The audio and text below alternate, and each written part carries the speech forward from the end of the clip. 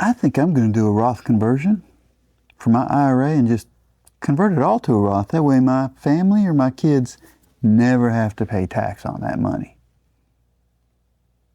Maybe we should talk about that in today's Wealth and Whiskey video.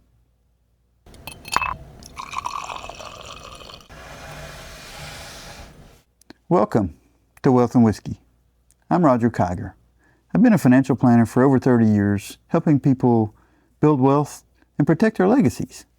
So we call this channel Aged and Unfiltered because I'm unfiltered, that's aged. Maybe we're both a little bit of both.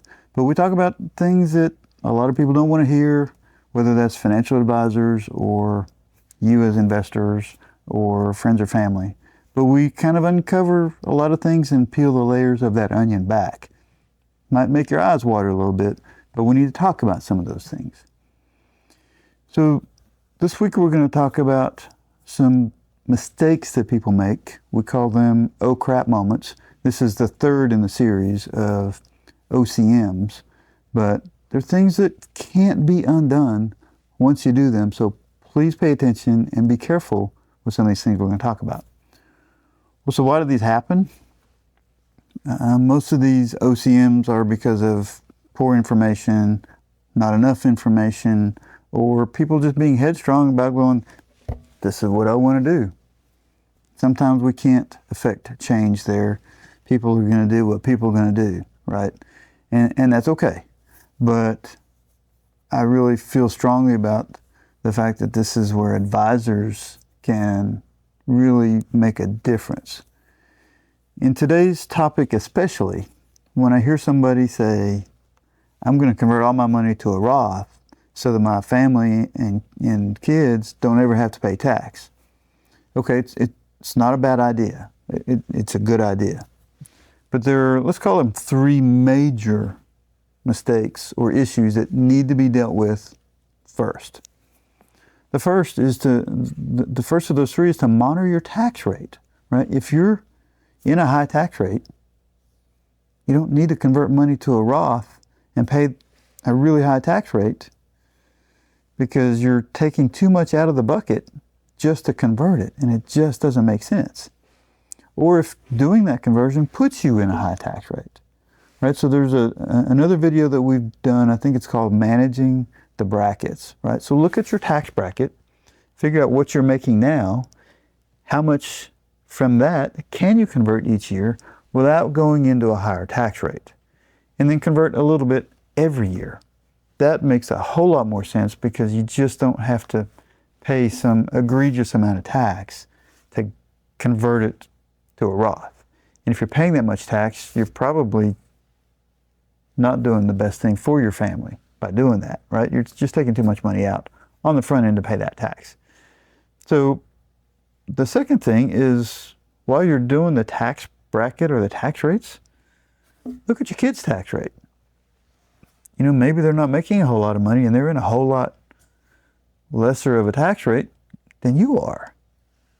In that scenario, it makes a whole lot more sense to leave it in a taxable IRA or 401k and let them pay tax as they take it out at their tax rate, or your spouse.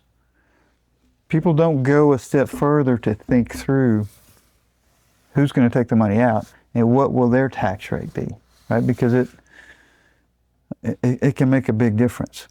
Most people that have accumulated assets, the people that have accumulated the most assets, are the ones that have the most money in a taxable IRA to begin with.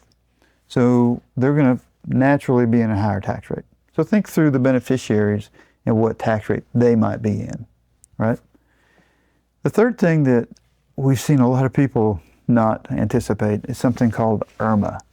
It's called Income-Related Monthly Adjustment Amount for your Medicare and health benefits after you start taking Social Security, or after age 65, frankly.